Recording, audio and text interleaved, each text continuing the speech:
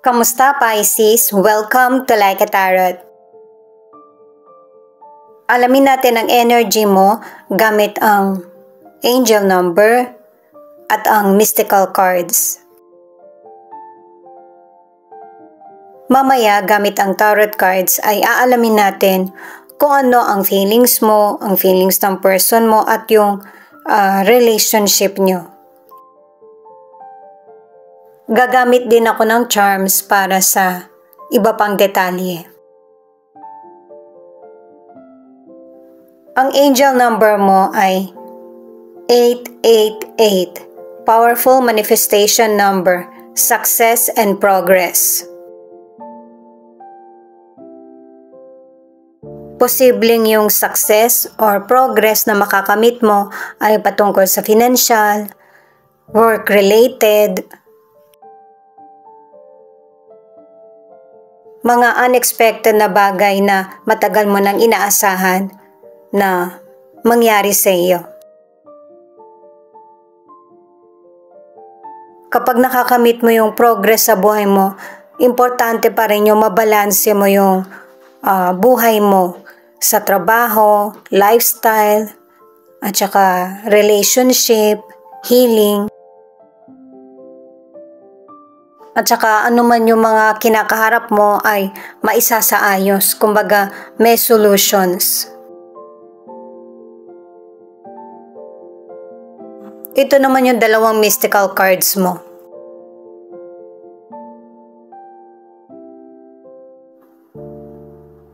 Posible na merong family member, malapit sa iyo, or kakilala mo, na naiinis ka kasi mapapel o kaya siya yung person na gustong powerful sa kahit sino or sa sitwasyon. Ang ilan naman sa inyo nagkakaroon ng problema dahil nga sa issue sa ari-arian. At saka may sitwasyon na kung meron ka mang isyong kinakaharap, gusto mo, private itong pinag-uusapan. At saka sa legal na pamamaraan. Para sa mga bagong viewers, ang reading na ito ay timeless reading, general reading at guide po lamang kaya hindi po magre-resonate sa lahat. Kunin mo lang yung akma sa sitwasyon mo at kung kailan mo ito napanood, yun ang start ng 1 week reading para sa iyo. Ikaw na bahala magpalit kung si person mo ito o ikaw. Alamin muna natin kung ano ang feelings mo. Pero syempre, kahit na hawak ko na yung cards mo, posible pa rin na ipakita ko ano yung feelings or situation ng person mo.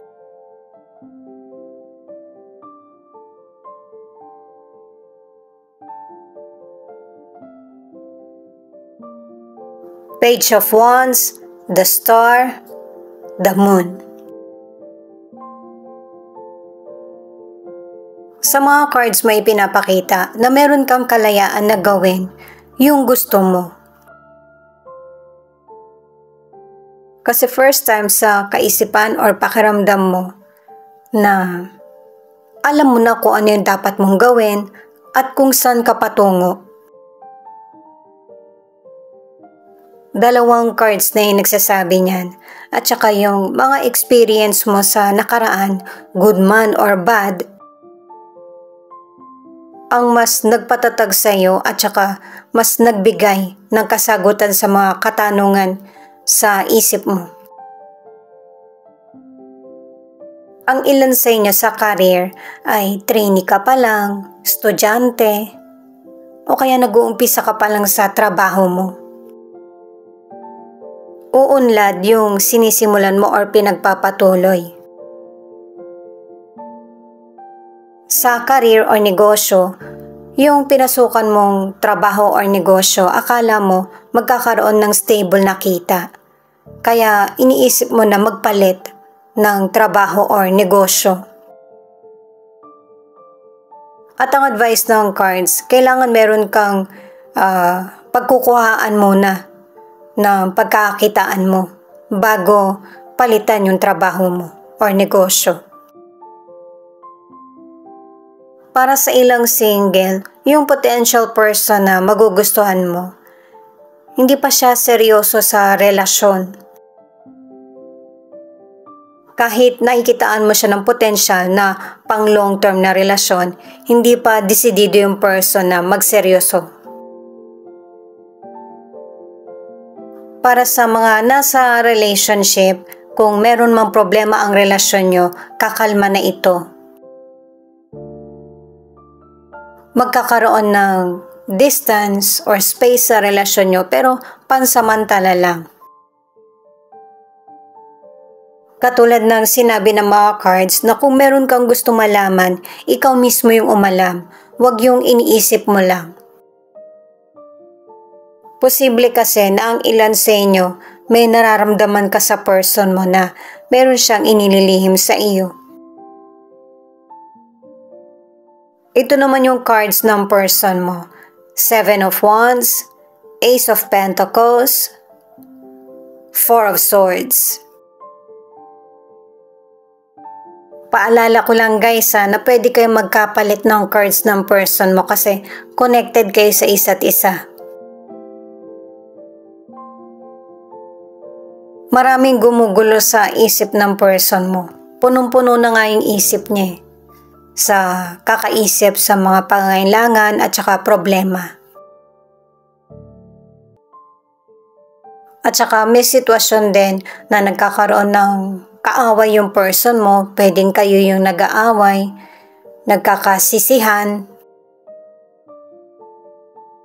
Sobrang busy ng person mo.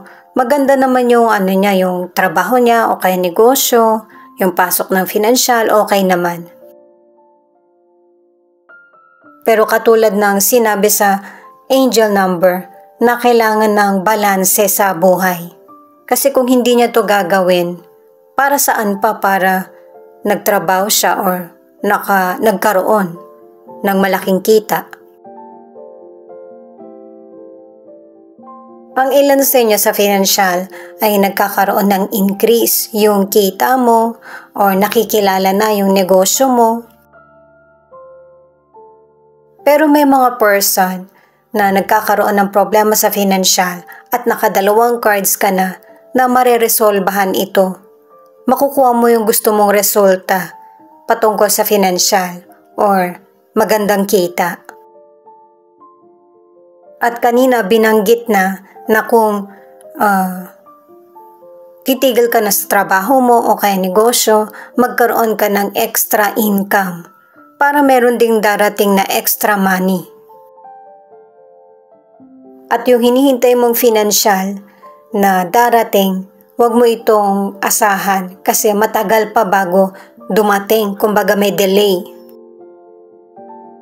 Maigi na meron kang iba pang pinagkakakitaan.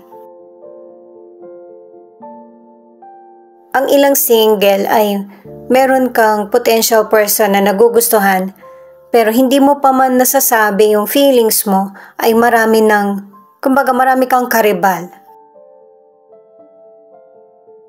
At ang advice ng cards ay magpahinga ka lang muna sa paghahanap ng makakarelasyon. Para hindi ka masyadong mag-expect sa potential person. Ang ilan kasi sa inyo, yung tamang panahon ay hindi ngayon. Kaya, i-enjoy mo yung time mo sa sarili. Para sa ilan na nasa relationship, huwag kang maglihim sa person mo. Sabihin mo sa kanya yung situation mo. Ito yung feelings ng person mo. Pwede rin ipakita kung ano yung feelings mo dahil connected kayo sa isa't isa. Itong person mo, nagsusumikap siya na matugunan yung mga pinangako niya sa iyo at saka yung ini-expect mo sa kanya.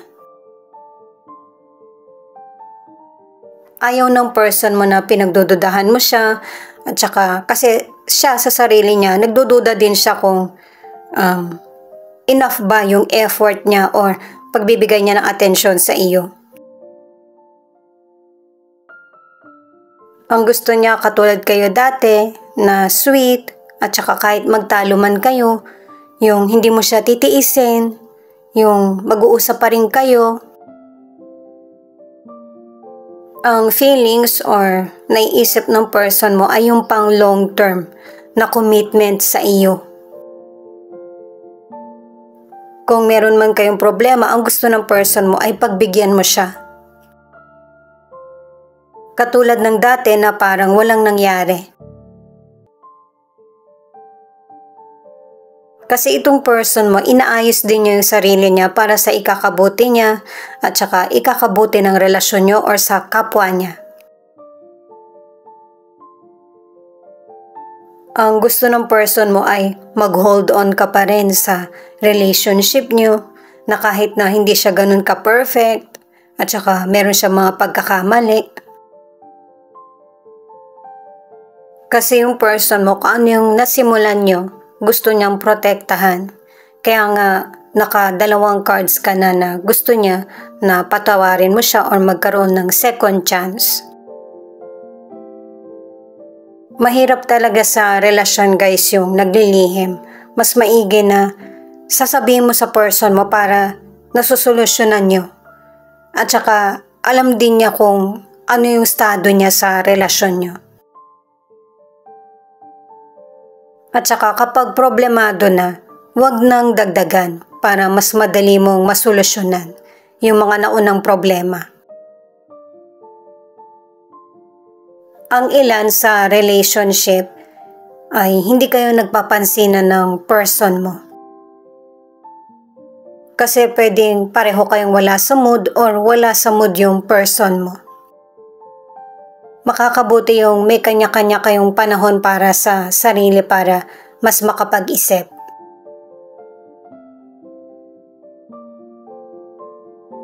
Eight of Pentacles, the Tower, Four of Pentacles in reverse. Ito yung cards mo sa relationship. Pero base sa mga cards, maybe ikaw ito or pareho kayo ng person mo or yung person mo lang na sobrang nagpupursige kasi gusto niya na mag-excel sa lahat o kaya sa plano niya. May ilan na multitasking na yung ginagawa mo, umiinom ka na rin ng gamot para lagi kang healthy, or may mga iniinom ka na energy drink na para gising ka. At dahil sa marami kang obligasyon o kaya bayarin, ito yung ginagawa ng ilan sa inyo sa relasyon. At hindi makakabuti yung sobra-sobra sa buhay mo or sitwasyon. Para sa ilan sa kalusugan, malakas yung pangangatawan mo. Pero mag-ingat ka din. Kasi ang ilan sa inyo akala mo healthy ka talaga pero meron ng health issues, biglaan. Naka-2 cards ka na dahil sa kapabayaan sa kalusugan. Kaya wag mong hayaan na mangyari ito. Katulad ng sinabi ng angel number mo, i-balanse mo yung buhay mo. Ang ilang single ay inihanda mo talaga yung sarili mo para sa the one. At ready ka na para sa bagong relasyon or person. Ang ilan sa inyo sa relasyon, may natuklasan ka sa person mo, cheating o kaya mas prioridad niya ang trabaho niya.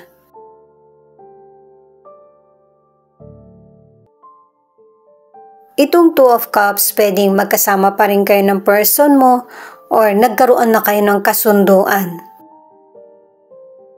Kung ano yung mga responsibilidad na dapat punan at saka kung ano yung totoong problema sa koneksyon nyo o relasyon. Naka-4 na cards ka na may isasaayos kung ano man yung problema mo sa relationship nyo or connection. Dahil sa ang ilan sa relationship, kailangan nyo ulit mag-usap ng person mo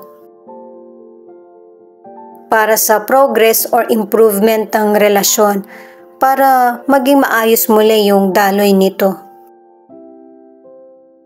Magkasundo man kayo na magsama or magkahiwalay, kailangan ng communication.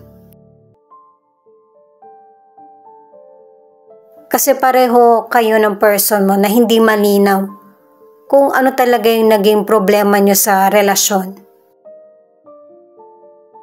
Kaya ang ilan may namamagitan na, pwedeng barangay, husgado o kaya abogado. Capricorn, Scorpio, Libra, Virgo, Gemini, Leo, Sagittarius, Aries. Yan yung ilan sa 12 zodiac sign na nangunguna sa reading na ito. Ito naman yung ilan sa letra na posibleng andito yung letra ng pangalan nyo ng person mo or letra ng pangalan mo. Thank you sa mga nag-like, share, comment, and subscribe. Ingat po kayo palagi saan man kayo naroon. TENIZ